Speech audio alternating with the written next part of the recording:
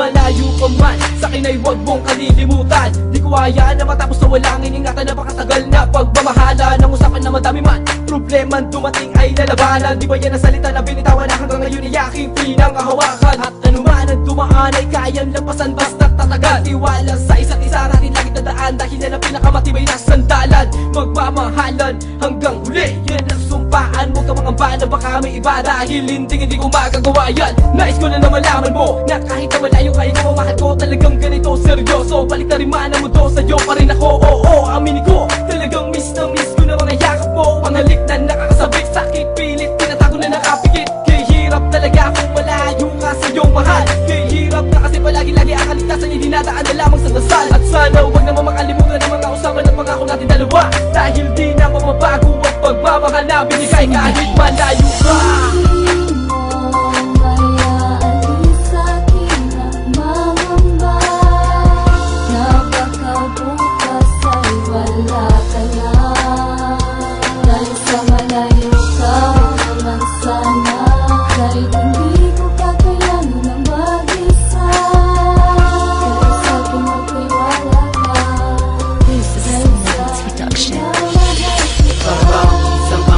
Binabas sa akin ng kalangitan upang gabayan para samahan sa pagmamahalan. At sino mang humadlang ay hindi papayagan, hanggang kamatayan, hanggang sa saktulan.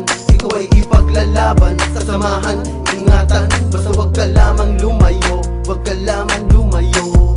Paano na kaya kung iiwanan ng isang makata na nagbibilang ng tala sa kalangitan? Nakatingala, iniisip ka habang ako'y nag-iisa, kung nasa mabuting kalagayan at nasa maayos ka, nasa maayos ka, nasa maayos ka.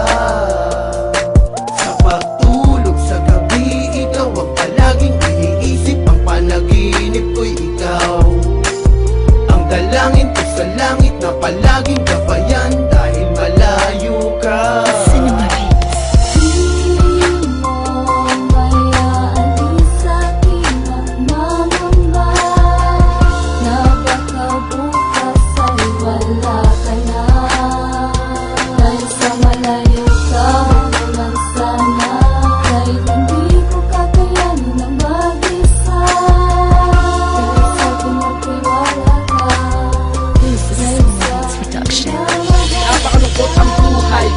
Kailangan na masanay, palagi mag-isa sa bahay at walang karamay. Paano ba makakatakas sa sakit na nadama? Gusto ko sana kasama ka araw-gabi upang sumaya. Talagang magulo ang isip ko at di ko na malaman kung paano. Paano kung isang araw ako ay biglang kalimutan mo? Hindi ko kaya to, talagang aaminin sa'yo.